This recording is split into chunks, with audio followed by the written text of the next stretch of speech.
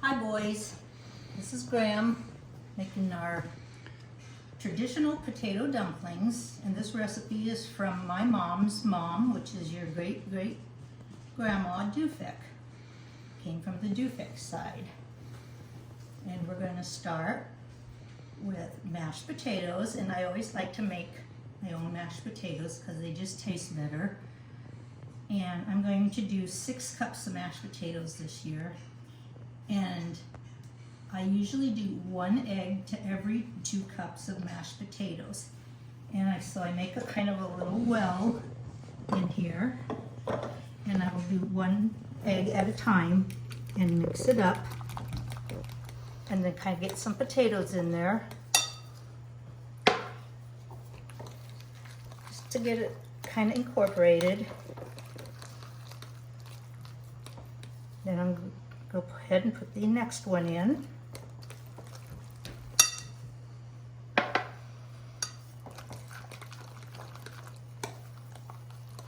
And a lot of people put lots of different things in their mashed potatoes, and we never have. We always just keep it real simple.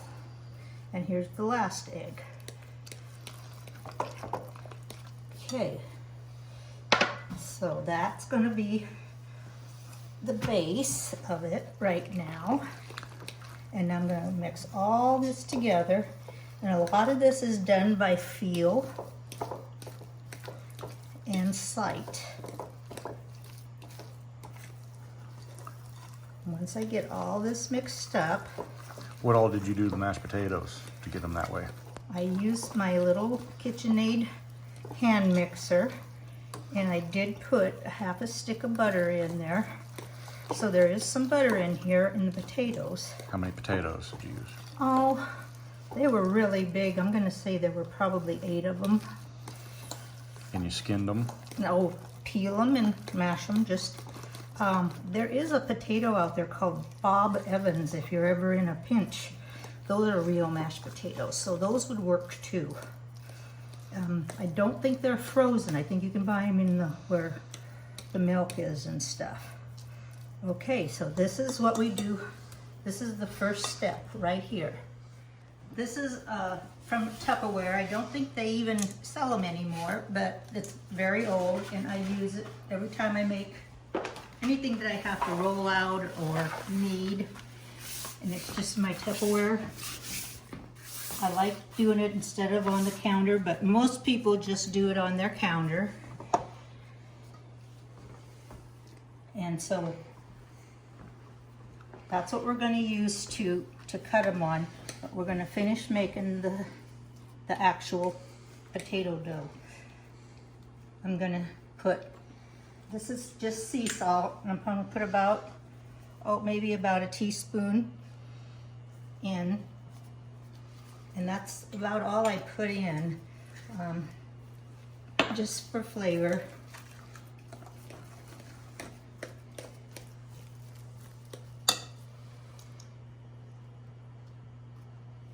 Now this is a 1/4 of a cup, and I'm just gonna put like 1 cup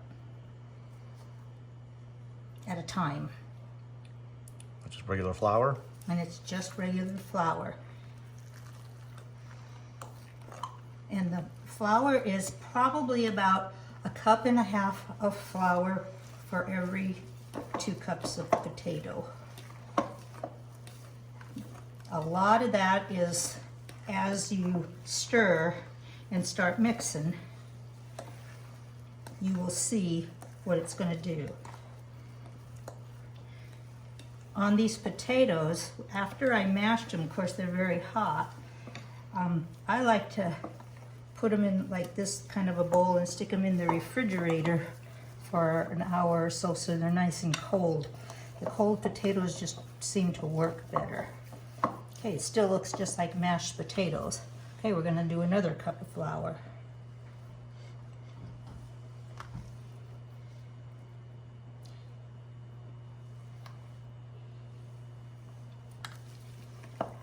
And pretty soon I'm going to take this dough, this potato dough, and put it on this. pounder here. And then I'm gonna knead it, and that's how I'm gonna know how much more flour I need to put in it. I know I'm making a lot of dumplings this year, but other years I make way more because of this big family. Okay, now this kind of looks like cookie dough right now. I don't have enough flour in there yet, so I'm gonna put another half a cup.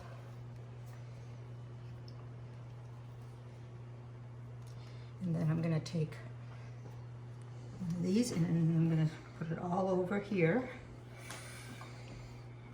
And I'm pretty generous with the flour because I know it's all gonna go into the dough. I'm gonna mix this up. And then I will dump it onto that sheet. Now that we have it all stirred up, I'm going to cut it in half. And it still kind of looks like cookie dough, but I'm going to make it so I can work with it. And I'm going to put it on this right here. Just set this aside.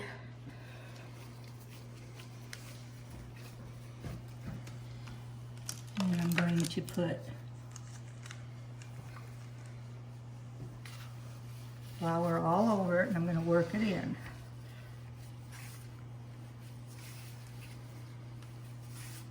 And this is where it kind of goes by feel, but you can actually feel it when it's ready to stiff enough, when it's ready to start boiling them. We're almost there.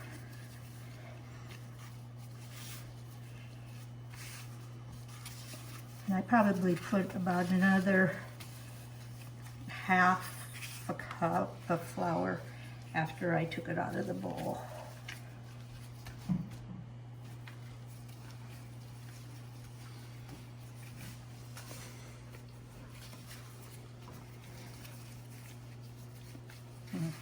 Okay, and then I usually just kind of make it nice and smooth. Make a nice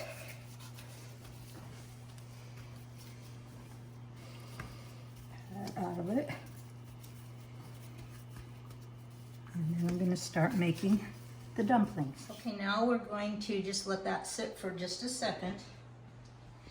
And I usually use my Dutch oven and put about half full of water, and I get that boiling. Then I usually get a small pan and get some paper towel on it. And then I usually use the big cookie sheet, and I don't have enough on there, I put olive oil on there. And I like it kind of wet with olive oil. And I use this kind of a spoon when we're going to take them out, and I'll show you. Now I'm going to make the actual dumplings, and I just use a dinner plate, and I use a table knife. It's not sharp at all. I'm just put some flour over here. Make sure there's flour everywhere. And then I usually just cut it down the center.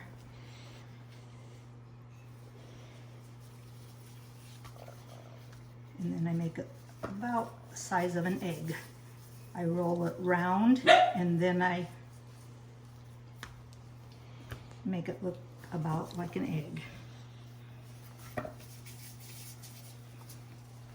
And I want to do at least one of these strips for sure. I usually try to make enough now that I'm going to boil, and then you have to almost stand there and watch them boil, just so they don't boil over because of the flour.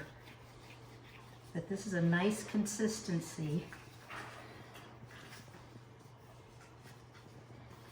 And that's 2, 4, 6, 8. That's only 9 of them. I'm going to make at least 15.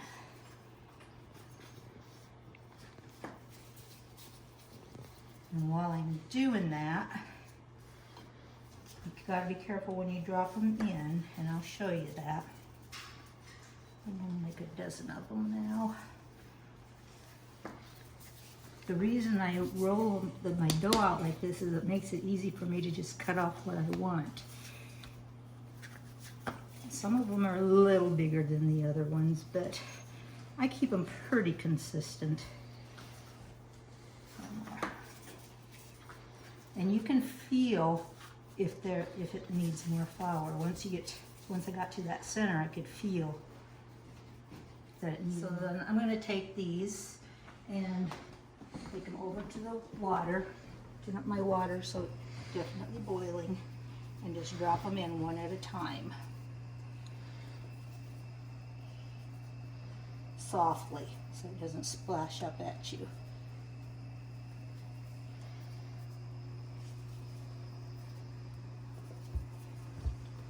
I can usually get around 14 or 15 in here.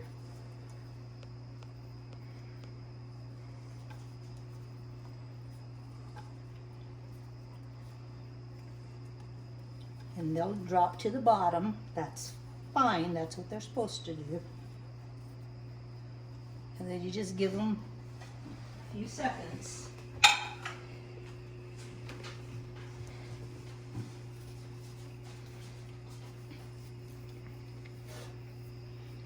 And then be very, very gentle and kind of make sure that they're loose.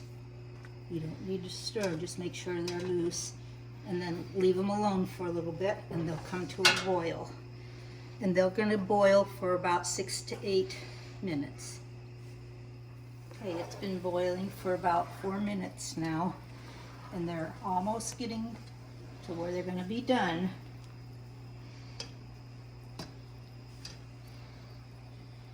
As you can see, they raised all the way up to the top, and then they're just going to float for a while and boil. Okay, so it's been about 6 minutes now. And I'm going to take one out, and I'm going to set it on here. I always try to drain a little bit of the water off on paper towel, and then that's when I cut one in half. And that's, I can see that it's done in the center. It looks really good. So I'm going to take them all out and just set them on the paper towel. They're very hot. You almost need to always test that first one. Otherwise it looks, I don't know, sticky, doughy in the center. We'll look at that one again and show us what you're looking for.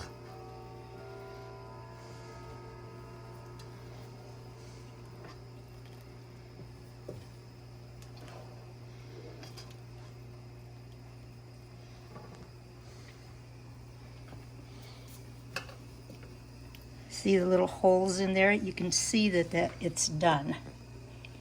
And this is usually when I taste it. I took the ones out of the water and I went ahead and made another plate of them. And those are cooling for just a little bit, and I'm going to go ahead and put these in the water.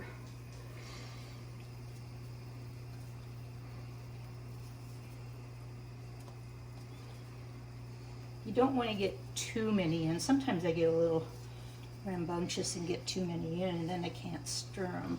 But 14 or 15 is about right for this pan.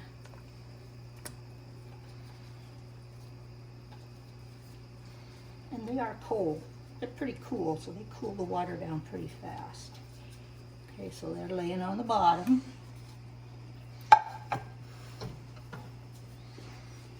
And I'll give them just a little move so I know that none of them are stuck anywhere. Okay, they're fine. So those are going to boil for about 6 minutes. Now with these, my cookie sheet, the reason I do this, and I don't know if anybody else does this, but I discovered it works the best. I make sure that I got enough oil on my hands, and what I like to do is just take them one at a time, make sure they got oil on them. And I discovered this because I always have to freeze them. And yes, they are very warm. They're hot.